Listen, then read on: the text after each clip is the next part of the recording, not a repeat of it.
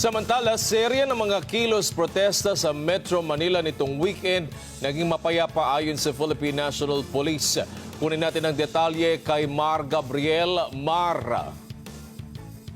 Walang anumang kaguluhan at insidente ng karahasan ang naitala ng Philippine National Police sa isinagawang serye ng kilos protesta ng iba't ibang grupo nitong weekend, kaugnay sa pagkondena sa korupsyon sa pamahalaan. Ayon kay Acting PNP Chief Lieutenant General Jose Melencio Nartates, naging mapayapa ang mga kilos protesta dahil na rin sa kooperasyon ng mga ralista.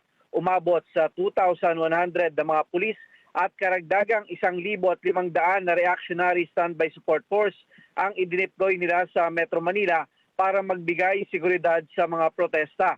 Kasama sa tinutukan nilang programa sa EDSA Shrine at sa People Power Monument sa Quezon City.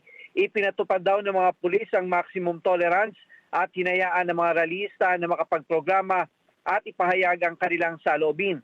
Pinasalamatan naman ni General Nartates sa mga pulis sa pagiging profesional sa pagtupad sa kanilang tungkulin sa pamamagitan ng pagrespeto sa karapatan ng mga ralista na nagresulta sa maayos na programa.